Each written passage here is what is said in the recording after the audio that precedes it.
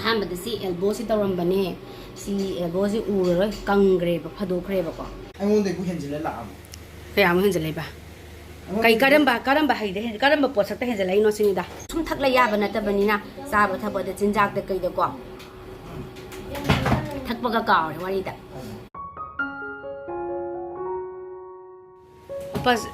ꯑꯩꯅ ꯈꯩꯗꯦꯟ ꯀꯥꯎ ꯂꯨꯄꯥ 700 ꯄꯤꯒꯗꯣ ꯂꯣꯏ ꯇꯤꯡꯉꯂꯛꯑꯕ ꯑꯩꯉꯣꯟꯗꯩꯕꯨ ꯍꯦꯟꯖꯤꯜꯂ ꯂꯥꯛꯑꯕ ꯀꯌꯥꯃꯨꯛ ꯍꯦꯟꯖꯤꯜꯂꯛꯏꯕ ꯀꯩ ꯀꯔꯝꯕ ꯍꯩꯗ ꯀꯔꯝꯕ ꯄꯣꯠꯁꯛꯇ ꯍꯦꯟꯖꯤꯜꯂꯛꯏꯅꯣ ꯁꯤꯅꯤꯗ ꯈꯪꯗꯦ ꯑꯗꯨꯕꯨ ꯌꯦꯡꯉꯣꯅ ꯄꯥꯊꯣꯛꯑꯗꯅ ꯍꯩ ꯔꯥꯁꯤꯗ ꯍꯩ ꯔꯥ ꯁꯦꯝꯁꯤꯅ ꯀꯌꯥ ꯄꯤꯕ ꯀꯤꯂꯣꯗ ꯁꯦꯝꯗꯣ ꯐꯖꯕꯅꯦ ꯑꯇꯩꯗꯨꯗꯤ ꯇꯥꯡꯉꯦ ꯃꯣꯁꯃꯤꯁꯤꯗꯤ ꯃꯣꯁꯃꯤ ꯂꯨꯄꯥ 50 ꯀꯤꯂꯣꯗ ꯍꯧꯖꯤꯛ ꯀꯤꯂꯣꯗ 50 ꯄꯤꯔꯕꯣ ꯅꯍꯥꯟꯗꯤ ꯑꯇꯩ ꯑꯇꯣꯞꯄꯗꯗꯤ ꯇꯥꯡꯉꯨꯏ ꯍꯧꯖꯤꯛꯀꯤ ꯅꯨꯄꯥꯗꯣ ꯍꯧꯖꯤꯛ ꯃꯌꯥꯝ ꯍꯣꯡꯖꯤꯜꯍꯧꯔꯦ ꯁꯤꯁꯨ ꯂꯨꯄꯥ 50 ꯍꯥꯏꯕꯗꯣ ꯌꯣꯝꯖꯟꯕꯤꯈ꯭ꯔꯕ ꯍꯣꯡꯖꯤꯜꯍꯧꯔꯦ ꯅꯍꯥꯟꯈꯣꯏꯗꯤ 100ꯒ ꯇꯥꯎ ꯌꯥꯗꯕ ꯍꯥꯏꯗꯤ ꯀꯤꯂꯣꯗ 50 ꯄꯤꯔꯤꯕ ꯀꯤꯂꯣꯗ 50 ꯀꯩꯅꯣꯁꯦ ꯄꯨꯡꯗꯣꯟꯒ ꯃꯣꯁꯃꯤꯒꯁꯤ 50 ꯄꯤꯔꯕ ꯁꯦꯝꯁꯤꯅ ꯃꯉꯣꯟꯗ 100 ꯄꯤꯔꯤꯕ ꯑꯣ ꯃꯥꯏ ꯒॉड ꯄꯨꯡꯗꯣꯟꯁꯤꯗꯤ ꯍꯥꯎꯅꯤꯍꯦ ꯄꯨꯡꯗꯣꯟ ꯃꯁꯛꯁꯦ ꯐꯖꯩꯌꯦ ꯑꯗꯒꯤ ꯀꯔꯤ ꯑꯋꯥꯊꯕꯤꯁꯤꯅ ꯀꯌꯥ ꯄꯄꯥꯌꯥ ꯀꯤꯂꯣꯗ ꯉꯁꯤꯗꯤ ꯇꯥꯃꯣꯆꯥꯅ ꯈꯩꯗꯦꯟ ꯑꯃꯨꯛ ꯀꯥꯔꯨꯕꯅꯦ ꯁꯤꯅ ꯑꯣꯅꯤꯌꯟꯁꯤꯗꯤ ꯁꯄ꯭ꯔꯤꯡ ꯑꯣꯅꯤꯌꯟꯁꯤꯗꯤ ꯄꯋꯥꯗ ꯊꯕꯤꯁꯤꯗꯤ ꯀꯥꯎꯔꯕ ꯂꯨꯄꯥ 90 ꯊꯕꯤꯁꯤꯒ ꯕꯤꯇ꯭ꯔꯨꯠꯁꯤꯒ ꯁꯂꯥꯛ ꯁꯦꯕꯣꯠꯁꯤꯗꯤ ꯁꯤꯁꯨ ꯂꯨꯄꯥ 90 ꯀꯩꯅꯣ ꯑꯣꯏꯔꯝꯒꯅꯤꯁꯦ ꯀꯤꯂꯣ ꯃꯈꯥꯏꯔꯣ ꯀꯤꯂꯣ ꯃꯈꯥꯏꯅꯦ ꯍꯣꯏ ꯁꯥꯡꯕꯤ ꯃꯇꯝꯒꯤ ꯏꯟꯖꯥꯡꯅꯤꯅꯦ ꯁꯦꯕꯣꯠꯁꯤꯅ ꯀꯌꯥ ꯁꯤꯗꯗꯤ ꯐꯣꯟꯁꯤꯗꯗꯤ ꯌꯦꯜꯂꯣ ꯆꯪ ꯃꯥꯟꯅ ꯑꯁꯦꯡꯕꯗꯗꯤ ꯒ꯭ꯔꯤꯟ ꯑꯣꯏꯔꯤꯀꯣ ꯃꯥꯏ ꯃꯆꯨꯁꯤꯅ ꯍꯥꯏꯒꯗ꯭ꯔꯥ ꯈꯪꯗꯦ ꯈꯔ ꯑꯗꯨꯝ ꯈꯔ ꯅꯧꯕꯁꯦ ꯕꯤꯇ꯭ꯔꯨꯠꯁꯤꯗꯤ ꯕꯤꯇ꯭ꯔꯨꯠꯁꯨ ꯂꯨꯄꯥ 30 ꯀꯩꯅꯣ ꯀꯤꯂꯣꯗ ꯀꯤꯂꯣ ꯅꯠꯇꯦ ꯀꯤꯂꯣ ꯇꯪꯈꯥꯏꯅꯦ ꯀꯤꯂꯣ ꯇꯪꯈꯥꯏꯗ 30 ꯕꯤꯇ꯭ꯔꯨꯠꯁꯤꯒ ꯀꯩꯅꯣꯁꯤꯒ ꯊꯕꯤꯁꯤꯒ ꯁꯂꯥꯛ ꯑꯃ ꯁꯦꯝꯃꯁꯤꯀꯣ ꯁꯂꯥꯛ ꯆꯥꯒꯦ ꯖꯨꯁꯁꯨ ꯊꯛꯀꯦ ꯇꯧꯕꯅꯦ ꯍꯟꯗꯛꯁꯦ ꯊꯥꯎ ꯈꯔ ꯆꯥꯕꯁꯤꯗꯀꯣ ꯑꯩꯅ ꯕꯤꯇ꯭ꯔꯨꯠꯁꯦ ꯍꯥꯎꯔꯅꯤꯍꯦ ꯏꯃꯥ ꯊꯛꯅꯤꯡꯉꯤ ꯉꯥꯎꯔꯦ ꯑꯩꯗꯤ ꯊꯛꯇꯕ ꯀꯨꯏꯔꯕꯒꯤꯀꯣ ꯕꯤꯇ꯭ꯔꯨꯠꯀ ꯊꯕꯤꯒ ꯁꯂꯥꯛ ꯑꯃ ꯆꯥꯔꯒꯦ ꯑꯌꯨꯛꯇꯅ ꯖꯨꯁ ꯊꯛꯀꯦ ꯕꯤꯇ꯭ꯔꯨꯠꯀꯤ ꯖꯨꯁ ꯊꯛꯄꯁꯦ ꯌꯥꯝꯅ ꯐꯕꯅꯤꯀꯣ ꯃꯌꯥꯝ ꯑꯩꯈꯣꯏꯗꯤ ꯊꯛꯑꯕꯅꯤꯅ ꯈꯪꯉꯦ ꯌꯥꯝꯅ ꯗꯥꯏꯖꯦꯁ ꯇꯧꯋꯦ ꯑꯗꯨꯒ ꯑꯩꯈꯣꯏꯒꯤ ꯍꯛꯆꯥꯡꯗ ꯊꯥꯎꯒꯨꯝꯕ ꯆꯥꯕꯁꯦ ꯁꯤꯁꯤꯅ ꯂꯣꯏ ꯃꯥꯡꯍꯜꯂꯦ ꯂꯤꯚꯔ ꯐꯦꯇꯤꯒꯁꯦ ꯌꯥꯝ ꯐꯩ ꯍꯥꯏ ꯑꯗꯣ ꯑꯩꯁꯦ ꯂꯤꯚꯔ ꯐꯦꯇꯤ खितंग ꯑꯣꯏꯌꯦ ꯑꯗꯨꯅ ꯑꯩꯅ ꯁꯨꯝ ꯖꯨꯁ ꯊꯛꯀꯦ ꯇꯧꯕꯅꯦ ꯑꯗꯒꯤ ꯆꯝꯄ꯭ꯔꯥ ꯂꯦꯃꯟ ꯁꯤꯅ ꯇꯥꯃꯣꯆꯥꯒꯤ ꯂꯦꯃꯟ ꯑꯋꯥꯠꯄ ꯌꯥꯗꯦ ꯂꯦꯃꯟ ꯁꯤꯁꯨ ꯂꯤꯚꯔ ꯐꯦꯇꯤꯗ ꯌꯥꯝ ꯀꯥꯟꯅꯩ ꯃꯥꯒꯤꯅ ꯂꯦꯃꯟ ꯄꯥꯝꯖꯩ ꯂꯦꯃꯟ ꯏꯁꯤꯡ ꯑꯗꯨꯝ ꯋꯥꯔꯝ ꯋꯥꯇꯔꯒ ꯁꯨꯝꯖꯜꯂꯒ ꯑꯗꯨꯝ ꯊꯛꯑꯦ ꯃꯥꯅ ꯂꯦꯃꯟꯁꯦ ꯑꯩꯅ ꯕꯤꯇ꯭ꯔꯨꯠꯁꯦ ꯊꯛꯇꯣꯏꯅꯤ ꯖꯨꯁꯁꯦꯀꯣ ꯑꯗꯩ ꯃꯣꯁꯝꯕꯤ ꯑꯁ ꯑꯩ ꯃꯣꯁꯝꯕꯤꯁꯨ ꯉꯥꯎꯖꯔꯦ ꯍꯦꯛ ꯎꯕꯗ ꯁꯤꯅ ꯏꯆꯥꯅꯨꯄꯤ ꯁ꯭ꯀꯨꯜꯒꯤꯅꯤ ꯑꯩꯈꯣꯏ ꯑꯍꯨꯝꯃꯛꯀꯤꯅꯤ ꯂꯩꯔꯛꯏꯁꯦ ꯏꯆꯥꯅꯨꯄꯤ ꯁ꯭ꯀꯨꯜꯒꯤ ꯁꯦꯝꯒ ꯒ꯭ꯋꯥꯕꯒ ꯂꯩꯔꯦ ꯁꯤꯅ ꯑꯩꯒꯤ ꯒꯥꯏ ꯏꯆꯥꯅꯨꯄꯤꯁꯨ ꯆꯥꯔꯤꯅꯤꯀꯣ ꯑꯩꯗꯤ ꯁꯤꯅ ꯇꯥꯃꯣꯆꯥꯒꯤ ꯍꯥꯏꯗꯤ ꯃꯥꯏꯒꯤ ꯃꯦꯟ ꯑꯣꯏꯕꯗꯣ ꯁꯨꯝ ꯇꯥꯛꯆꯕꯅꯤꯀꯣ ꯃꯌꯥꯝ ꯁꯤꯅ ꯏꯆꯥꯅꯨꯄꯤ ꯁ꯭ꯀꯨꯜ ꯆꯠꯄ ꯍꯜꯂꯛꯄ ꯃꯥꯒꯤ ꯑꯌꯥꯝꯕꯁꯨ ꯂꯩꯔꯦ ꯃꯄꯥꯒ ꯑꯩꯒꯅ ꯁꯤꯡꯒꯩꯁꯤ ꯂꯩꯔꯦ ꯁꯤꯡꯒꯩꯁꯤꯅꯦ ꯉꯁꯤ ꯇꯥꯃꯣꯆꯥꯅ ꯈꯩꯗꯦꯟ ꯀꯥꯔꯨꯔꯦ ꯃꯌꯥꯝ ꯇꯤꯜꯍꯧ ꯃꯅꯥꯀꯁꯦ ꯑꯃꯨꯛ ꯀꯨꯏꯔꯦ ꯏꯔꯣꯝꯕꯗꯒ ꯊꯥꯛꯇ ꯆꯥꯗ ꯀꯨꯏꯔꯦ ꯆꯥꯎꯃꯟꯅ ꯆꯥꯅꯤꯡꯗꯦ ꯇꯧꯅ ꯍꯟꯗꯛꯇꯤ ꯉꯁꯤꯗꯤ ꯂꯩꯔꯤꯁꯦ ꯈꯔ ꯀꯨꯞꯄꯤꯅꯦ ꯐꯔꯦꯗ ꯌꯥꯝ ꯆꯥꯎꯔꯁꯨ ꯆꯥꯅꯤꯡꯗꯦꯕ ꯀꯨꯞꯇꯛ ꯇꯧꯕꯁꯦ ꯁꯤꯐꯧꯁꯨ ꯁꯤꯐꯧꯗꯣ ꯎꯄꯥꯏ ꯂꯩꯇꯕꯒꯤ ꯁꯨꯝ ꯆꯥꯔꯕꯅꯤꯀꯣ ꯁꯨꯝ ꯀꯨꯞꯇ꯭ꯔꯗꯤ ꯆꯥꯅꯤꯡꯗꯦꯕ ꯌꯥꯝ ꯆꯥꯎꯕꯁꯦ ꯍꯋꯥꯏ ꯑꯁꯥꯡꯕꯤꯁꯤꯁꯨ ꯃꯁꯛ ꯌꯥꯝ ꯐꯖꯔꯦ ꯑꯉꯧ ꯆꯥꯅꯕ ꯊꯕꯤꯁꯦ ꯍꯧꯖꯤꯛꯀꯥꯟꯗꯤ ꯁꯤ ꯉꯥꯛꯇ ꯑꯣꯏꯅ ꯍꯧꯖꯤꯛ ꯑꯃꯨꯛ ꯐꯪꯉꯦ ꯍꯥꯟꯅꯒꯤ ꯑꯃ ꯂꯩꯗꯥꯏꯅꯦ ꯀꯥꯂꯦꯟ ꯊꯕꯤ ꯍꯥꯏꯅꯕꯗꯣ ꯃꯅꯤꯄꯨꯔꯗꯁꯨ ꯐꯪꯕꯗꯣ ꯑꯗꯨ ꯌꯥꯝ ꯊꯣꯛꯑꯝꯕꯅꯦ ꯐꯪꯈꯤꯗ꯭ꯔꯦ ꯁꯣꯝ ꯃꯄꯥꯟꯂꯣꯝꯗꯒꯤ ꯉꯥꯛꯇ ꯂꯥꯛꯄ ꯉꯥꯛꯇ ꯑꯣꯏꯅ ꯁꯤꯟꯖꯟꯅꯈ꯭ꯔꯦ ꯍꯧꯖꯤꯛꯁꯤꯅ ꯁꯤꯡꯒꯩꯁꯦ ꯉꯁꯤꯒꯤ ꯂꯩꯔ ꯂꯥꯛꯑꯦ ꯇꯥꯃꯣꯆꯥꯅ ꯈꯩꯗꯦꯟꯁꯦ ꯃꯔꯛ ꯃꯔꯛꯇ ꯇꯥꯃꯣꯆꯥ ꯑꯃꯨꯛ ꯀꯥꯕ ꯑꯩ ꯑꯃꯨꯛ ꯀꯥꯕ ꯇꯧꯅꯩꯌꯦ ꯍꯥꯏꯗꯤ ꯑꯩ ꯉꯁꯤꯗꯤ ꯍꯛꯆꯥꯡꯁꯦ ꯈꯤꯇꯪ ꯅꯨꯡꯉꯥꯏꯇꯦꯅ ꯇꯥꯃꯣꯆꯥꯅ ꯑꯣꯏꯅ ꯆꯠꯂꯒꯦꯅ ꯆꯠꯂꯨꯔꯦ ꯃꯃꯥꯡꯗꯅ ꯑꯩꯅ ꯑꯃꯨꯛ ꯆꯠꯄ ꯑꯗ ꯄꯨꯂꯞ ꯆꯠꯂꯤꯕꯁꯦ ꯃꯇꯝꯁꯨ ꯍꯜꯂꯒꯗꯤ ꯆꯥꯛ ꯏꯁꯤꯡ ꯇꯧꯗ ꯌꯥꯗꯦ ꯑꯗꯣ ꯅꯨꯡꯗꯥꯡꯒꯤ ꯃꯥꯔꯀꯦꯠꯅꯤꯗ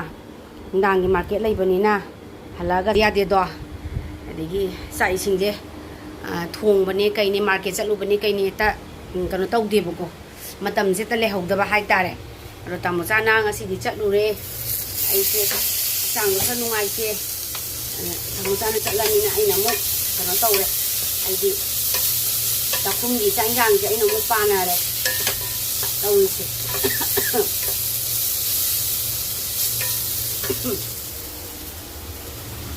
ama yengida amaronde ka soiramni ama yengida amaronde soiramni kitang kaage torom dong toijo nan tamuchana thongi tu injang se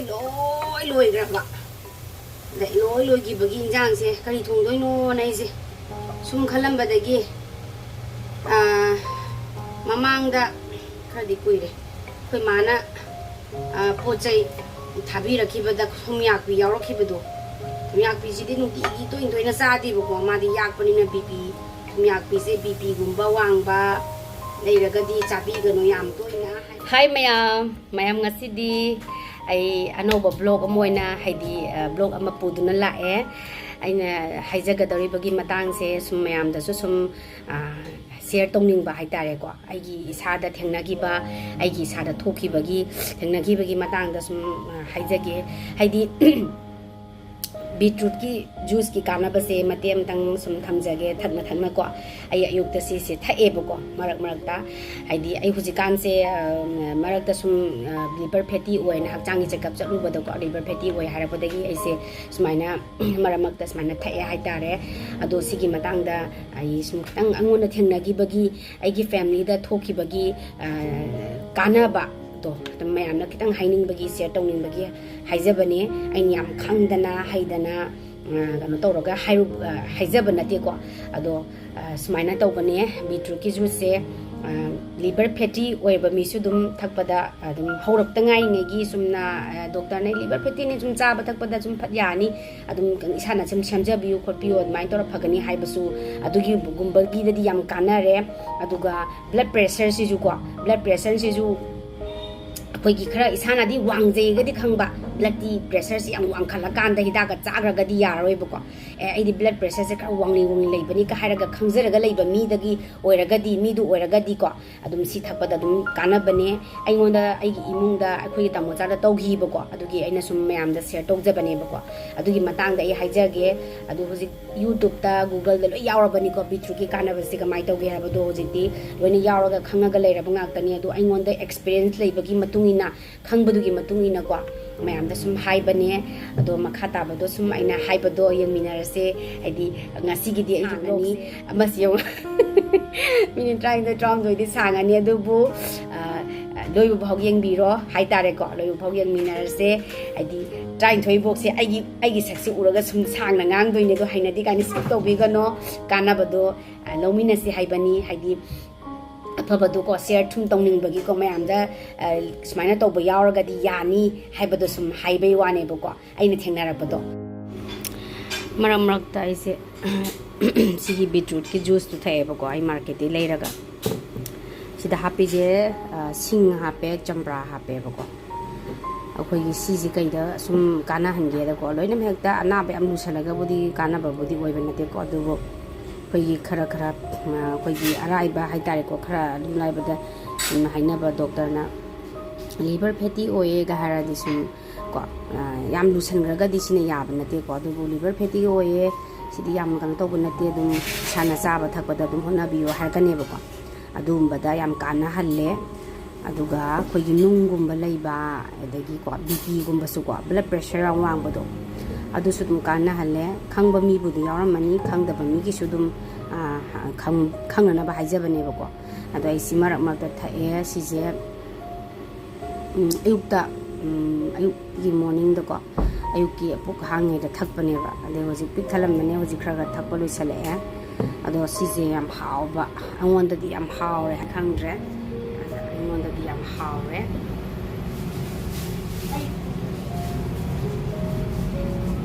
ꯕꯦꯝꯃ ꯎꯔꯕꯣ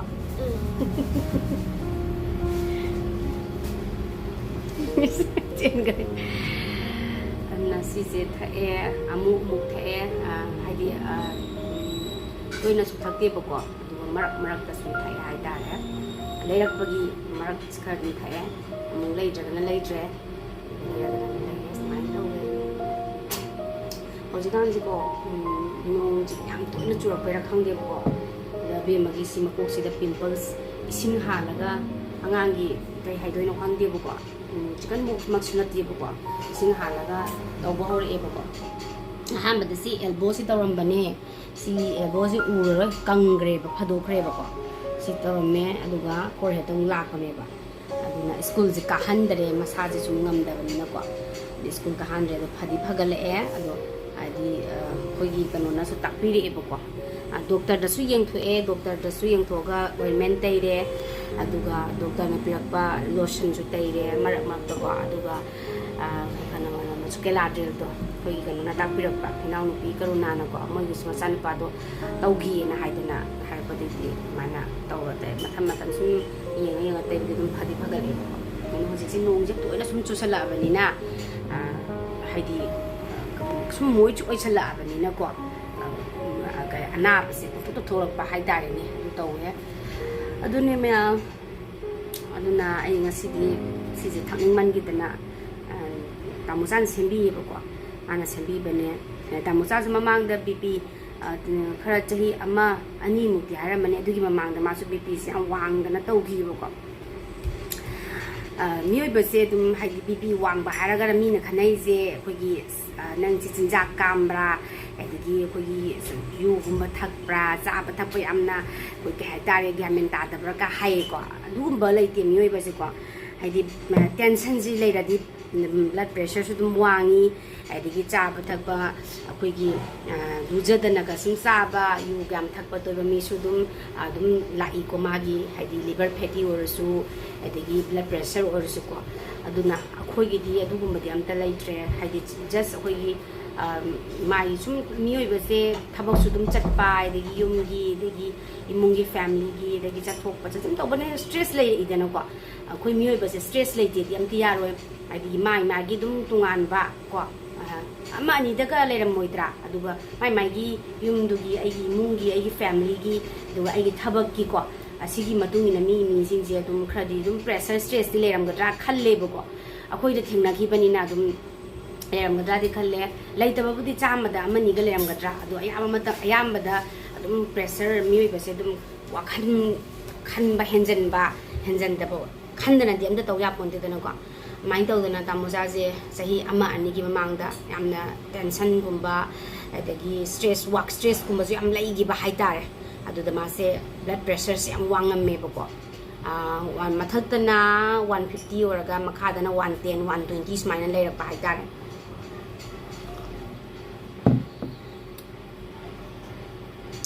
ꯑꯗꯨꯗꯒꯤ ꯁꯨꯃꯥꯏꯅ ꯗꯣꯛꯇꯔꯁꯦ ꯃꯥꯁꯦ ꯃꯇꯦꯛ ꯑꯃꯇꯪ ꯁꯨꯝ ꯂꯤꯔꯛꯀꯦꯕꯀꯣ ꯃꯇꯝꯗꯨꯗꯗꯤ ꯑꯩꯁꯦ ꯕ꯭ꯂꯣꯛ ꯍꯥꯡꯗ꯭ꯔꯤ ꯁꯦꯞꯇꯦꯝꯕꯔ ꯑꯣꯛꯇꯣꯕꯔꯅꯦꯕꯀꯣ ꯁꯦꯞꯇꯦꯝꯕꯔ ꯑꯣꯛꯇꯣꯕꯔ ꯃꯅꯨꯡꯗꯅꯦ ꯃꯥꯁꯦ 2023 ꯁ꯭ꯋꯥꯏꯗꯅꯦꯕꯀꯣ ꯑꯗ ꯕ꯭ꯂꯣꯛꯁꯦ ꯍꯥꯡꯗ꯭ꯔꯤ ꯕ꯭ꯂꯣꯛꯁꯤꯅ ꯀꯣꯟꯅ ꯆꯍꯤ ꯑꯣꯟꯈꯠꯂꯛꯄꯗ ꯍꯥꯡꯉꯛꯄꯅꯦꯕꯀꯣ ꯑꯗꯨꯒꯤ ꯆꯍꯤꯗꯣ ꯂꯣꯏꯁꯤꯜꯂꯛꯄꯒꯤ 2022, 23 ꯁ꯭ꯋꯥꯏ ꯂꯣꯏꯁꯤꯜꯂꯛꯄꯗ ꯃꯥꯅ ꯑꯗꯨꯃꯥꯏꯅ ꯇꯧꯔꯒ ꯃꯈꯣꯡꯁꯦ ꯂꯦꯐꯇꯔꯣ ꯔꯥꯏꯠꯇꯔꯣ ꯇꯝꯆꯥ ꯄꯣꯝꯈꯠꯂꯛꯄꯗꯣ ꯇꯝꯆꯥ ꯅꯪꯒꯤ ꯈꯣꯡꯗ ꯄꯣꯝꯃꯛꯈꯤꯕꯗꯣ ꯂꯦꯐꯂꯣ ꯔꯥꯏꯠꯂꯣ ꯂꯦꯐꯇ ꯑꯗꯨꯅ ꯂꯦꯐꯇ ꯑꯩꯈꯣꯏꯒꯤ ꯈꯣꯡꯒꯤ ꯂꯦꯐꯇ ꯄꯣꯝꯈꯠꯂꯛꯄꯅꯦꯕꯀꯣ ꯑꯗꯣ ꯁꯣꯛꯄꯁꯨ ꯂꯩꯈꯤꯗꯦ ꯑꯗꯒꯤ ꯌꯩꯁꯟꯕꯁꯨ ꯂꯩꯈꯤꯗꯦ ꯀꯃꯥꯏꯅ ꯄꯣꯝꯃꯤꯅꯣꯅ ꯑꯩꯈꯣꯏꯅꯤꯁꯦ ꯌꯥꯝꯅ ꯀꯩ ꯍꯥꯏꯇꯥꯔꯦ ꯌꯥꯝꯅ ꯉꯛꯄ ꯍꯥꯏꯇꯥꯔꯦꯅꯦ ꯑꯗꯨꯗ ꯃꯥꯅ ꯈꯪꯗꯦꯅꯦ ꯇꯨꯝꯕꯗꯒ ꯅꯟꯖꯜꯂꯨꯔꯖꯥꯠꯂꯥ ꯀꯩꯝ ꯇꯧꯈꯤꯕꯁꯨ ꯂꯩꯇꯦꯅ ꯁꯨꯝ ꯍꯥꯏꯌꯦꯕ ꯇꯧꯔꯤꯁꯨ ꯑꯃꯁꯦ ꯍꯥꯏꯌꯦꯅ ꯇꯧꯔꯣꯗꯅ ꯈꯨꯠꯇꯣ ꯑꯗꯨꯗꯤ ꯍꯥꯏ ꯃꯌꯥꯝꯅ ꯌꯥꯎꯅꯤꯡꯉꯤꯕ ꯚꯤꯗꯤꯑꯣꯁꯤꯅꯅꯦ ꯌꯥꯎꯅꯤꯡꯈꯤꯕꯁꯤꯅ ꯇꯁꯦꯡꯅ ꯑꯣꯟꯁꯤꯜꯂꯒ ꯋꯥꯔꯤ ꯁꯥꯔꯛꯑꯣ ꯉꯥꯡꯉꯣꯗꯤ ꯌꯥꯎꯔꯣꯏ ꯇꯧꯔꯣꯏꯕꯒ ꯁꯨꯃꯥꯏꯅ ꯇꯧꯕꯩꯗꯤ ꯑꯗꯨꯝ ꯇꯧꯅꯦꯕꯀꯣ ꯅꯝꯃꯦꯗꯅ ꯃꯥ ꯅꯝꯕꯤꯗꯕꯩ ꯍꯥꯏꯅꯤ ꯉꯥꯜꯂꯒ ꯃꯃꯤ ꯑꯩ ꯅꯝꯕꯤꯌꯣ ꯍꯥꯏꯔꯛꯀꯅꯤ ꯇꯧꯋꯦ ꯑꯩꯈꯣꯏꯅ ꯁꯨꯝ ꯇꯧꯔꯕꯅꯤꯅꯀꯣ ꯑꯗꯨꯅꯦ ꯃꯌꯥꯝ ꯃꯇꯦꯛ ꯑꯃꯇꯪ ꯁꯨꯝ ꯍꯥꯏꯖꯔꯒꯦꯕꯀꯣ ꯑꯗꯨꯒ ꯃꯥꯏ ꯃꯈꯣꯡꯁꯦ ꯄꯣꯝꯈꯠꯂꯛꯄꯗꯒꯤ ꯑꯩꯈꯣꯏꯁꯦ ꯗꯣꯛꯇꯔꯗꯗꯤ ꯇꯥꯟꯅꯔꯦꯕ ꯗꯣꯛꯇꯔꯅ ꯍꯥꯏ ꯏꯟꯐꯦꯛꯁꯟꯒꯨꯝꯕ ꯑꯣꯏꯖꯥꯠꯂ ꯑꯗꯣ ꯑꯦꯟꯇꯤꯕꯥꯏꯑꯣꯇꯤꯛ ꯆꯥꯊꯣꯛꯁꯤ ꯈꯤꯇꯪ ꯅꯨꯡꯉꯥꯏꯇꯕ ꯆꯠꯄ ꯈꯣꯠꯄꯗꯣ ꯄꯣꯝꯈꯠꯂꯛꯄꯗꯣ ꯄꯦꯟ ꯀꯤꯂꯔ ꯆꯥꯊꯣꯛꯁꯤ ꯍꯥꯏ ꯄꯦꯟ ꯀꯤꯂꯔꯁꯤꯁꯨ ꯆꯥꯔꯦꯕ ꯑꯩꯈꯣꯏꯁꯦ ꯑꯗꯒꯤ ꯂꯣꯏꯅꯃꯛ ꯇꯧꯔꯦ ꯇꯦꯁꯁꯨ ꯇꯧꯊꯣꯛꯑꯦ ꯀꯩꯝ ꯂꯩꯇ꯭ꯔꯦꯕꯀꯣ ꯀꯩꯝ ꯇꯧꯗ꯭ꯔꯦ ꯑꯗ ꯑꯩꯅꯕꯨꯗꯤ खितंग चिंगनब अम लेदना डॉक्टर माई बीपी से अमतंग चेक तौथोकसे माजे बीपी से अइना सुम खंगपदा हाइफेट दुम वांगनी खरदि लेबने अदो अमतंग चेक तौथोकसे हाइबदगी बीपी से होय होय दि यंगथो बीपी दु doctor ne haraga BP check to ga harak tab do moi su khong ko me adu concentration gi badu to ba haitare kaw ba de mioi ba se doctor ne hara zumi ni ne kaw ri ne ba ko da aina haibadu da mana o du BP instrument changbam da lobham lei ba du da to lobthor o yeng ase hai lobthor re mai tar 150 60 bu yogi to re ba ko haidi 150 yok sela bu da gi makha sina 110 120 le bu da hai ma sidi BP siang wang ni an hai re aina ko aisu haidi akhoi su thadok padi chahi khara di kuisal le du tar ga su kitang akhoi da su kitang knowledge tu lei dana ko haidi BP gi problem si le aga di sumaina su khara dum to bon na haina ai se kan ji kitang chingna jarak padi gi ai se hai raga BP si laura kan se mai le ram badu dek doctor na hai re ma si di yang wang ni ang ji doctor am tang BP gi doctor si mata na ro aduga BP gi guli sa da ya ro hai e ba ko adu di ba ni se BP haidi ngasai gi BP hai ji ju lening da bani na mi hoi bai se ana ba pam da bai se haidi na ning da bani na ko kaino hai si bo har ga ai je aina khitang di jingna ba lai ba gi adu di mai da tana je haira doctor tana ga yum dam tang halu gi se du ga bai ni tana je haina ga la e adu ga la ga wari je sum tana ra khona ga blood pressure wang ba je haurak pani na ngasai gi haita wang ga gano to ba ma na da bani na haidi kuisala ga di khong pong ga di maramam di la abane ba ko mai to na hai ba de gi akhoi ani je sum khana re ta na re de gi doctor yeng ra sira de BP goli je sa ba haugra ga di le pasu ya de hai adu to de hai sum hai na re ko di khana re de mana su YouTube da hoji de YouTube da Google da loina le yeng da ba ya da ba phang da ba lei tre hai da re loi lei re de ma su check to da na blood pressure wang ba je haurak pa gi wang ba se kari to ra ga phani khodi ka sum smart thi ja da na khoja da na sum ta thoe yeng thoe hai da re ne ko aduga kamaina sum khange da beetroot se sigi beetroot hoji thai si se si ja handa mukui ji bathak pa ji ai gina kitang ai di gold bladder su yaw ra bane ba wari se gold bladder yaw da mina cha bathak pa je kha tum da mina ai ju liver fatty kitang adum oi adum thai ni kha kha oi adum hara adum la e ba ko ado isana adum cha bathak pa da kai da kai adum isana adum chamja adum pha bane sidi dum hai ba da gi marak ta dum phado khre do handa ji kitang mu ngai te do ba de mu khara fatty khara mu oi ra me hab de mu ai hu ji cha mu thak bi ko bi mu taw re ba ko amai to dana tamo sai makhong je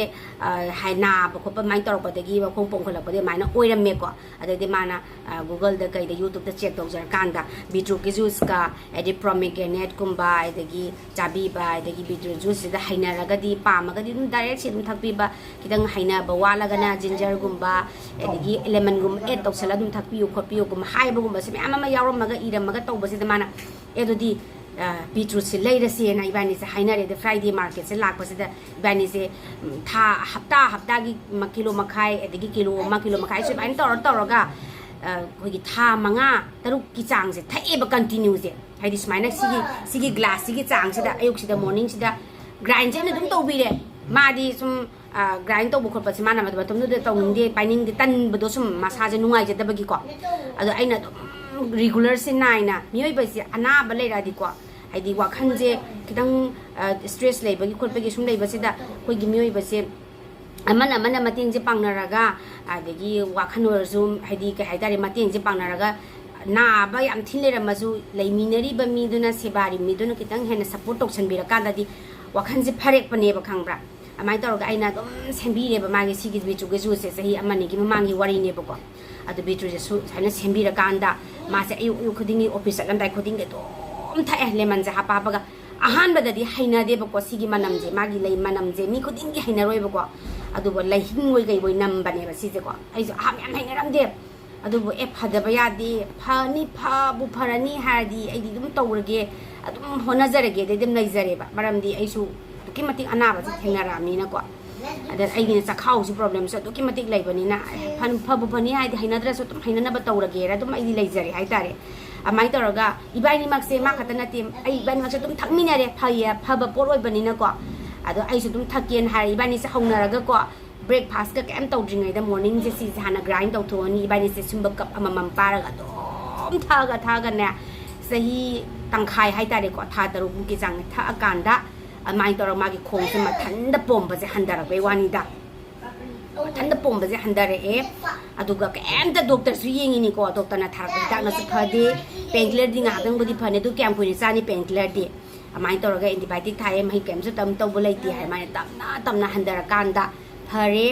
ꯐꯕꯗꯒꯤ ꯃꯥ ꯍꯧꯖꯤꯛ ꯃꯈꯣꯡ ꯃꯈꯨꯠ ꯀꯩꯝꯇ ꯍꯧꯖꯤꯛ ꯅꯨꯡꯉꯥꯏꯇꯕ ꯀꯩꯝ ꯂꯩꯇꯦ ꯃꯁꯥꯅ ꯈꯪꯗ꯭ꯔꯦ ꯍꯧꯖꯤꯛꯇꯤ ꯑꯦꯛꯁꯄꯤꯔꯤꯌꯦꯟꯁꯁꯨ ꯂꯩꯔꯦꯀꯣ ꯁꯨꯃꯥꯏꯅ ꯇꯧꯕꯗꯒꯤ ꯁꯨꯃꯥꯏꯅ ꯅꯥꯔꯛꯄꯅꯤ ꯋꯥꯈꯜ ꯇꯦꯟꯁꯟꯗꯒꯤ ꯊꯣꯛꯄꯅꯦꯕꯀꯣ ꯕ꯭ꯂꯗ ꯄ꯭ꯔꯦꯁꯔꯁꯤꯁꯨ ꯍꯦꯛꯇ ꯆꯥꯁꯟ ꯊꯛꯆꯜꯂꯒ ꯌꯨ ꯊꯛꯆꯜꯂꯒ ꯍꯦꯛꯇ ꯕ꯭ꯂꯗ ꯄ꯭ꯔꯦꯁꯔ ꯋꯥꯡꯕ ꯅꯠꯇꯦ ꯃꯤꯒꯤ ꯀꯩꯅꯣ ꯍꯥꯏꯇꯥꯔꯦꯀꯣ ꯆꯥꯕ ꯊꯛꯄ ꯍꯦꯟꯖꯟꯕ ꯃꯤꯁꯨ ꯋꯥꯡꯉꯤ ꯆꯥꯗꯕ ꯃꯤꯁꯨ ꯋꯥꯡꯉꯤ ꯂꯤꯚꯔꯁꯨ ꯉꯥꯏꯔꯦ ꯌꯨ ꯊꯛꯄ ꯃꯤꯁꯨ ꯂꯤꯚꯔ ꯍꯥꯏꯗꯤ ꯅꯥꯅꯨ ꯍꯥꯏꯗꯤ ꯁꯨꯡꯅ ꯅꯥꯗꯦ ꯑꯗꯒꯤ ꯅꯥꯔꯣ ꯍꯥꯏꯔꯒꯗꯤ ꯅꯥꯔꯦ ꯍꯥꯏꯗꯤ ꯌꯨ ꯊꯛꯇꯕ ꯃꯤꯁꯨ ꯂꯤꯚꯔ ꯐꯦꯇꯤ ꯑꯣꯏꯕ ꯂꯩ ꯑꯣꯏꯗꯕ ꯂꯩ ꯍꯥꯏꯗꯤ ꯁꯨꯝꯕꯁꯤꯗꯤ ꯏꯁꯥ ꯏꯁꯥꯅ ꯂꯣꯏꯅ ꯑꯗꯨꯝ ꯊꯣꯛꯄ ꯀꯥꯟꯗ ꯈꯪꯉꯤꯀꯣ ꯊꯣꯛꯇꯕ ꯃꯤꯅꯕꯨꯗꯤ ꯊꯥꯖꯔꯣꯏ ꯈꯪꯉꯣꯏꯕ ꯁꯤꯁꯦ ꯈꯪꯕ꯭ꯔꯥ ꯑꯗꯨꯃꯥꯏꯅ ꯇꯧꯔꯒ ꯐꯒꯠꯄꯗꯒꯤ ꯈꯪꯈꯤꯕꯗꯒꯤꯀꯣ ꯍꯥꯏꯗꯤ ꯏꯁꯥꯅ ꯆꯤꯟꯖꯥꯛꯇ ꯑꯗꯒꯤ ꯆꯥꯕ ꯊꯛꯄ ꯏꯟꯖꯥꯡ ꯅꯥꯄꯤꯗꯀꯣ ꯊꯥꯎꯁꯦ ꯍꯟꯊꯔ ꯁꯨꯝ ꯆꯥꯕꯤꯕ ꯃꯔꯛ ꯁꯔꯛꯇ ꯑꯩꯈꯣꯏꯒꯤ ꯉꯥꯒꯨꯝꯕ ꯌꯦꯟꯒꯨꯝꯕ ꯊꯣꯡꯕꯗꯕꯨꯗꯤ ꯐꯖꯅ ꯍꯥꯞꯄꯤꯕꯀꯣ ꯑꯗꯨꯒ ꯌꯥꯔꯤꯈꯩ ꯚꯤꯖꯤꯇꯦꯕꯜꯒꯨꯝꯕ ꯁꯂꯠꯀꯨꯝꯕꯁꯦ ꯑꯗꯨꯝ ꯆꯥꯖꯔ ꯍꯥꯏꯇꯥꯔꯦꯅꯦ ꯍꯥꯏꯗꯤ ꯁꯤꯅ ꯐꯔꯛꯑꯦꯗꯣ ꯈꯪꯉꯛꯑꯕ ꯀꯥꯟꯗꯗꯤ ꯑꯗꯨꯅ ꯍꯟꯗꯛꯁꯦ ꯑꯃꯨꯛ ꯑꯩꯁꯦ ꯁꯤꯁꯦ ꯊꯛꯄꯁꯦ ꯑꯃꯨꯛ ꯂꯦꯞꯄꯨꯔꯦꯕꯀꯣ ꯑꯗꯨ ꯂꯦꯞꯄꯨꯔꯒ ꯂꯤꯚꯔ ꯐꯦꯇꯤ ꯈꯤꯇꯪ ꯑꯣꯏ ꯍꯥꯏꯌꯦ ꯑꯗꯨꯝ ꯑꯜꯇ꯭ꯔꯥꯁꯥꯎꯟ ꯂꯧꯔꯤꯁꯤꯅ ꯑꯩꯒꯤ ꯁꯨꯝ ꯁꯥꯗꯣꯟꯁꯦ ꯁꯨꯝ ꯅꯨꯡꯉꯥꯏꯇꯦꯅ ꯌꯦꯡꯉꯨꯕꯗꯒꯤ ꯑꯗꯨꯃꯥꯏꯅ ꯈꯪꯕꯅꯦꯕꯀꯣ ꯂꯤꯚꯔ ꯐꯦꯇꯤ ꯈꯤꯇꯪ ꯑꯣꯏ ꯑꯗꯨꯗꯤ ꯂꯤꯚꯔ ꯐꯦꯇꯤꯁꯦ ꯃꯣꯏꯅ ꯁꯤꯔꯞ ꯍꯥꯏꯗꯤ ꯂꯤꯚꯔ ꯐꯦꯇꯤꯒꯤ ꯀꯩꯅꯣꯃ ꯏꯔꯛꯑꯦꯀꯣ ꯑꯗꯨꯗꯣ ꯊꯛꯇꯣꯛꯑꯦ ꯑꯗꯨ ꯁꯨꯝ ꯊꯛꯂ ꯌꯥꯕ ꯅꯠꯇꯕꯅꯤ나 ꯆꯥꯕ ꯊꯛꯄꯗ ꯆꯤꯟꯖꯥꯛꯇ ꯀꯩꯗꯀꯣ ꯊꯛꯄꯒ ꯀꯥꯎꯔꯦ ꯋꯥꯔꯤꯗ ꯑꯗꯨꯃꯥꯏꯅ ꯇꯧꯔ ꯆꯤꯟꯖꯥꯛꯇ ꯀꯩꯗ ꯑꯩꯈꯣꯏꯁꯦ ꯁꯦꯝꯖꯔꯀꯥꯟꯗ ꯐꯔꯛꯑꯦꯁꯦ ꯈꯪꯈꯤꯕꯗꯒꯤꯀꯣ ꯃꯔꯛꯇ ꯁꯂꯥꯛ ꯑꯗꯨꯝ ꯆꯥꯕ ꯃꯔꯛꯇ ꯁꯨꯃꯥꯏꯅ ꯁꯦꯝꯕ ꯍꯥꯏꯅ ꯇꯧꯔꯒ ꯑꯗꯨꯝ ꯆꯥꯕꯗꯤ ꯐꯔꯛꯑꯦ ꯃꯌꯥꯝ ꯑꯗꯣ ꯃꯌꯥꯝꯁꯤꯡꯁꯨ ꯑꯗꯨꯃꯥꯏꯅ ꯇꯧꯔꯛꯄ ꯈꯤꯇꯪ ꯍꯧꯔꯛꯄ ꯑꯗꯒꯤ ꯈꯪꯕ ꯂꯩꯔꯒꯗꯤ ꯁꯨꯃꯥꯏꯅ ꯑꯗꯨꯝ ꯇꯧꯕꯤꯌꯣ ꯑꯗꯨꯒ ꯌꯥꯝ ꯂꯨꯁꯟꯈꯤꯕ ꯑꯗꯒꯤ ꯌꯥꯝꯅ ꯍꯦꯟꯖꯟꯈ꯭ꯔꯒꯗꯤ ꯇ꯭ꯔꯤꯠꯃꯦꯟ ꯇꯧꯗ ꯌꯥꯗ꯭ꯔꯕ ꯇꯥꯟꯅꯗ ꯌꯥꯗ꯭ꯔꯕ ꯑꯣꯏꯔꯒꯅ ꯗꯣꯛꯇꯔꯗ ꯐꯖꯅ ꯇꯥꯟꯅꯕꯤꯔꯣꯀꯣ ꯑꯗꯨꯒ ꯁꯨꯃꯥꯏꯅ ꯍꯧꯔꯛꯄ ꯍꯥꯏꯐꯦꯠꯀ ꯕꯥꯎꯟꯗꯔꯤ ꯌꯧꯁꯜꯂꯛꯑꯦ ꯅꯪꯒꯤꯁꯦ ꯁꯨꯒꯔꯕꯨ ꯑꯣꯏꯔꯁꯨ ꯇꯦꯁ ꯑꯗꯨꯝ ꯑꯩꯈꯣꯏꯁꯦ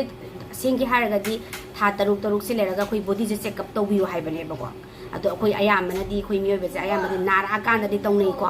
ꯅꯥꯗ꯭ꯔꯤꯉꯩꯗꯤ ꯀꯩꯁꯨ ꯈꯟꯅꯗꯦ ꯌꯧꯁꯜꯂꯀꯥꯟꯗ ꯑꯗꯣ ꯌꯥꯔꯤꯉꯩꯗꯤ ꯑꯩꯈꯣꯏꯅ ꯕꯣꯗꯤ ꯆꯦꯛꯑꯞꯁꯦ ꯑꯗꯨꯝ ꯇꯧꯕꯤꯕꯀꯣ ꯊꯥ ꯇꯔꯨꯛꯁꯦ ꯂꯩꯔꯀꯥꯟꯗ ꯑꯗꯨꯃꯥꯏꯅ ꯇꯧꯔꯒ ꯑꯩꯁꯨ ꯍꯟꯗꯛꯁꯤ ꯌꯦꯡꯉꯨꯕꯅꯦꯕꯀꯣ ꯑꯗꯨꯃꯥꯏꯅ ꯇꯧꯔꯒ ꯂꯤꯚꯔ ꯐꯦꯇꯤ ꯁꯨꯃꯥꯏꯅ ꯈꯤꯇꯪ ꯑꯣꯏꯌꯦꯅ ꯍꯥꯏꯕꯗ ꯑꯩꯁꯦ ꯑꯃꯨꯛ ꯁꯨꯃꯥꯏꯅ ꯑꯃꯨꯛ ꯊꯛꯄꯅꯦ ꯁꯤ ꯊꯛꯄꯁꯦ ꯌꯥꯝ ꯍꯥꯎꯋꯦ ꯅꯨꯡꯁꯨ ꯅꯨꯡꯉꯥꯏꯌꯦꯕꯀꯣ ꯑꯗꯣ ꯊꯕꯛꯁꯦ ꯍꯦꯛꯇ ꯆꯤꯜꯂꯤꯗꯅꯀꯣ ꯉꯝꯃꯛꯇꯕ ꯌꯥꯎꯋꯦ ꯁꯦꯝꯃꯛꯄ ꯉꯝꯃꯛꯇꯕ ꯌꯥꯎꯋꯦ ꯑꯗꯣ ꯍꯧꯖꯤꯛꯀꯥꯟꯁꯤꯅ ꯑꯃꯨꯛ ꯇꯥꯃꯣ ꯆꯥꯅ ꯈꯤꯇꯪ ꯉꯟꯅ ꯍꯧꯒꯠꯂꯀꯥꯟꯗ ꯑꯉꯥꯡꯒꯤ ꯃꯥꯅ ꯍꯥꯟꯅ ꯍꯦꯛꯇ ꯑꯉꯥꯡꯒꯤ ꯕ꯭ꯔꯦꯛꯐꯥꯁꯀꯤ ꯀꯩꯀꯥ ꯁꯦꯝꯕꯁꯦ ꯃꯥꯅ ꯍꯥꯟꯅ ꯑꯩꯗꯤ ꯏꯆꯥꯒ ꯍꯦꯛꯇ ꯉꯥꯛꯇꯪ ꯂꯩꯍꯧꯔꯦꯕꯀꯣ ꯃꯤꯅꯤꯠ 5-10ꯁꯦ ꯑꯗꯣ ꯃꯥꯅ ꯍꯥꯟꯅ ꯍꯦꯛꯇ ꯍꯧꯒꯠꯄꯤꯔꯒ ꯑꯉꯥꯡꯒꯤ ꯀꯩꯀꯩ ꯁꯦꯝꯕ ꯍꯧꯔꯀꯥꯟꯗ ꯁꯦꯝꯕꯤꯔꯛꯑꯦ ꯑꯗꯣ ꯑꯩꯅ ꯑꯃꯨꯛ ꯍꯧꯒꯠꯂꯒ ꯏꯆꯥꯒꯤ ꯂꯣꯏꯁꯟꯕꯤꯕ ꯑꯗꯒꯤ ꯃꯥ ꯏꯆꯥꯅꯨꯄꯤꯒꯤ ꯕ꯭ꯔꯁ ꯅꯨꯡ ꯇꯧꯕꯤꯕ ꯈꯣꯠꯄ ꯑꯗꯨꯃꯥꯏꯅ ꯄꯨꯂꯞ ꯇꯧꯔ ꯂꯣꯏꯁꯜꯂꯒ ꯇꯧꯕꯅꯤꯅ ꯃꯔꯛꯇ ꯑꯗꯨꯝ ꯇꯥꯃꯣ ꯆꯥꯅ ꯁꯦꯝꯕꯤꯌꯦꯕꯀꯣ ꯍꯧꯖꯤꯛꯀꯥꯟꯁꯤꯅ ꯑꯃꯨꯛ ꯊꯕꯛꯁꯦ ꯌꯥꯝꯕꯒꯤꯀꯣ ꯑꯗꯨꯒ ꯃꯃꯥꯡꯗ ꯃꯥꯅ ꯅꯥꯔꯤꯉꯩ ꯃꯇꯝꯗꯅ ꯑꯩꯅ ꯑꯗꯨꯝ ꯇꯧꯕꯤꯕ ꯑꯗꯨꯃꯥꯏꯅ ꯇꯧꯔ ꯃꯥꯁꯨ ꯐꯈ꯭ꯔꯦ ꯑꯗꯨꯅꯦ ꯃꯌꯥꯝ ꯁꯨꯃꯥꯏꯅ ꯇꯧꯔꯒꯗꯤ ꯋꯥꯈꯜꯁꯨ ꯍꯥꯏꯗꯤ ꯁꯞꯄꯣꯔꯠ ꯇꯧꯅꯕ ꯑꯗꯒꯤ ꯂꯩꯃꯤꯟꯅꯕꯒꯤꯁꯨ ꯐꯖꯅ ꯂꯩꯃꯤꯟꯅꯔꯗꯤ ꯐꯖꯅ ꯃꯇꯦꯡ ꯄꯥꯡꯅꯔꯗꯤ ꯅꯥꯕ ꯂꯩꯕꯁꯨ ꯂꯣꯏꯅ ꯐꯕꯅꯤ ꯍꯥꯏꯇꯥꯔꯦꯀꯣ ꯑꯗꯨꯅ ꯁꯨꯃꯥꯏꯅ ꯇꯧꯔꯒ ꯂꯩꯔꯒꯗꯤ ꯊꯛꯄꯤꯔꯣ ꯑꯗꯨꯒ ꯐꯕ ꯑꯣꯏꯔꯣ ꯑꯩꯁꯨ ꯁꯨꯃꯥꯏꯅ ꯁꯨꯝ ꯊꯛꯏ ꯑꯗꯨꯝ ꯐꯕꯁꯨ ꯑꯗꯨꯝ ꯐꯩ ꯑꯗꯣ ꯂꯦꯞꯄꯗꯤ ꯌꯥꯗꯦ ꯆꯤꯟꯖꯥꯛ ꯍꯥꯏꯁꯦ ꯁꯤ ꯆꯥꯈ꯭ꯔꯦ ꯐꯔꯅꯤ ꯍꯥꯏꯕ ꯂꯩꯇꯦꯀꯣ ꯑꯗꯨꯝ ꯃꯔꯛꯇ ꯇꯧꯕꯤꯕ ꯍꯥꯏꯇꯥꯔꯦꯀꯣ ꯑꯗꯨꯝ ꯊꯥꯎꯗꯤ ꯅꯨꯡꯇꯤꯒꯤ ꯆꯥꯁꯤꯜꯂꯛꯏꯅꯤ ꯑꯩꯈꯣꯏꯗꯤ ꯃꯄꯥꯟ ꯂꯩꯕꯅꯤꯅ ꯍꯥꯏꯗꯤ ꯁꯤꯗꯩꯁꯤꯗ ꯑꯆꯝꯕ ꯍꯥꯏꯁꯦ ꯑꯃꯨꯛ ꯐꯪꯉꯤ ꯑꯃꯨꯛ ꯐꯪꯗꯦ ꯆꯥꯅꯤꯡꯉꯦꯅ ꯇꯛ ꯆꯠꯂꯨꯅꯤ ꯌꯥꯎꯔꯝꯗꯕꯒꯨꯝꯕꯀꯣ ꯄꯣꯠꯁꯤꯃ ꯆꯥꯅꯤꯡꯉꯦ ꯀꯥꯏꯅ ꯊꯤꯔꯨꯕꯗ ꯌꯥꯎꯔꯝꯗꯕꯒꯨꯝꯕ ꯐꯪꯉꯛꯄꯒꯨꯝꯗ ꯌꯥꯎꯔꯝꯕꯒꯨꯝꯕ ꯑꯗꯒꯤ ꯈꯔ ꯆꯠꯄꯁꯨ ꯈꯤꯇꯪ ꯂꯥꯞꯊꯣꯛꯈ꯭ꯔꯒꯗꯤ ꯆꯠꯊꯣꯛ ꯆꯠꯁꯤꯟ ꯅꯨꯡꯉꯥꯏꯇꯕꯒꯨꯝꯕꯀꯣ ꯍꯥꯏꯗꯤ ꯁꯥꯏꯗ ꯍꯦꯛꯇ ꯂꯩꯕ ꯅꯠꯇꯕꯅꯤꯅ ꯑꯗꯨꯅ ꯆꯤꯟꯖꯥꯛꯁꯤꯁꯨ ꯌꯥꯝꯅ ꯊꯥꯎ ꯈꯤꯇꯪ ꯌꯩꯗꯅ ꯆꯥꯗ ꯌꯥꯗꯕꯩ ꯀꯩꯅꯣꯝ ꯍꯦꯛꯇ ꯑꯣꯏꯌꯦꯕꯀꯣ ꯑꯗꯨꯒ ꯑꯆꯝꯕ ꯍꯥꯏꯁꯤꯗꯤ ꯌꯥꯔꯤꯉꯩꯗꯤ ꯐꯩꯌꯦꯕ ꯑꯩꯈꯣꯏꯒꯤꯗꯤ ꯌꯥꯔꯤꯉꯩ ꯏꯔꯣꯟꯕ ꯀꯥꯡꯁꯣꯏꯁꯤ ꯌꯥꯝ ꯊꯤꯅ ꯐꯕ ꯏꯟꯖꯥꯡꯅꯤꯀꯣ ꯚꯤꯖꯤꯇꯦꯕꯜꯁꯤꯗ ꯑꯗꯨꯒ ꯊꯥꯎ ꯍꯥꯞꯄꯒ ꯊꯣꯡꯉꯛꯄ ꯍꯥꯏꯁꯤꯗꯤ ꯑꯍꯥꯎꯕ ꯊꯕꯛꯅꯤꯗꯅ ꯊꯥꯏꯅꯗꯤ ꯏꯃꯥ ꯍꯣꯏꯅ ꯍꯥꯏꯕꯗꯤ ꯊꯥꯎꯒ ꯍꯥꯏꯁꯦ ꯊꯣꯛꯂꯛꯄ ꯀꯨꯏꯗ꯭ꯔꯤ ꯍꯥꯏꯌꯦꯕ ꯆꯝꯅ ꯌꯥꯝꯇ ꯆꯥꯅꯔꯝꯃ ꯆꯝꯅ ꯊꯣꯡꯕ ꯉꯥꯛꯇꯅꯤ ꯍꯥꯏꯌꯦꯕ ꯆꯥꯎꯈꯠꯂꯛꯄꯒꯤ ꯊꯥꯎ ꯊꯣꯛꯂꯛꯑꯒ ꯊꯥꯎ ꯊꯣꯛꯂꯛꯄꯗꯒꯤꯅꯤ ꯇꯧꯈꯠꯅꯔꯤ ꯃꯌꯥꯝꯁꯦ ꯑꯅꯥꯕ ꯂꯥꯏꯅꯥꯒ ꯊꯣꯛꯂꯛꯏ ꯃꯌꯥꯝꯁꯦ ꯊꯥꯎꯗꯒꯤꯅꯤ ꯍꯥꯏ ꯆꯨꯝꯗꯤ ꯆꯨꯝꯕ ꯖꯥꯠꯅꯤꯀꯣ ꯃꯁꯦ ꯑꯩꯈꯣꯏ ꯃꯥ ꯍꯣꯏꯅ ꯍꯥꯏꯕꯗꯤ ꯊꯥꯎ ꯊꯣꯛꯂꯛꯇꯦ ꯍꯥꯏꯌꯦꯕ ꯑꯩꯈꯣꯏ ꯃꯥꯅ ꯁꯨꯝ ꯍꯥꯏꯕꯗꯣꯀꯣ ꯑꯗꯨꯅ ꯍꯧꯖꯤꯛꯇꯤ ꯁꯨꯃꯥꯏꯅ ꯇꯧꯔꯒ ꯑꯩꯈꯣꯏꯁꯨ ꯊꯛꯑꯦ ꯐꯔꯦ ꯍꯧꯖꯤꯛꯇꯤ ꯅꯨꯡꯉꯥꯏꯅ ꯑꯗꯨꯝ ꯋꯥꯈꯜꯁꯨ ꯅꯨꯡꯉꯥꯏꯔꯦ ꯍꯤꯗꯥꯛ ꯆꯥꯗꯅ ꯂꯩꯕ ꯍꯥꯏꯗꯣ ꯑꯣꯏꯔꯦꯀꯣ ꯑꯗꯨꯅꯦ ꯁꯨꯃꯥꯏꯅ ꯂꯩꯔꯦ ꯑꯩꯈꯣꯏ ꯐꯦꯃꯤꯂꯤꯁꯦ ꯅꯨꯄꯥ ꯃꯆꯥꯁꯤꯗ ꯕ꯭ꯔꯦꯛꯐꯥꯁ ꯆꯥꯃꯤꯟꯅꯔꯤ ꯑꯗꯩ ꯏꯆꯥꯅꯨꯄꯤꯒꯤ ꯂꯥꯏꯔꯤꯛ ꯇꯥꯛꯅꯕ ꯇꯧꯔꯤ ꯏꯆꯥꯅꯨꯄꯤꯁꯨ ꯍꯧꯖꯤꯛ class 1 ꯀꯥꯁꯜꯂꯛꯑꯕꯅꯤꯅ kitang chaidaba ngangdaba su yasalatre edi subject su yam khalamina oja singna homework kumba kai guma sum pire paru hai bazu pire aduna lai thopa yadre aduna duki mati thabak su chile si mata sida is blog se hamna ba kai sum hona dana ko adu sum hona zari bane stay sida mu ai gi subscribers si ju dum nemi bani ai sum pam jabagi nungai jabagi ai ngonda sum memory ju dum oijana ba ai gi ai gi life se sum kamai tor lakhi gi ha ba Delhi sida adu ojana ba sum ai gi blog se dum hapjara bani ado nungsi bi duna mayam na dum support to bi ko to biyo adu like sum macha macha yam jo tang tang dum tik tik nambira mo adu subscribe anobo chang pasina subscribe dum to biro o adi sum awan nungai tamjabane mayam no dum haining ba tamning ba leraga di dum comment te biro o amai tong na se hai tare ko mayam adu di side lo sel lage ngasi gidi bye bye bema bye bye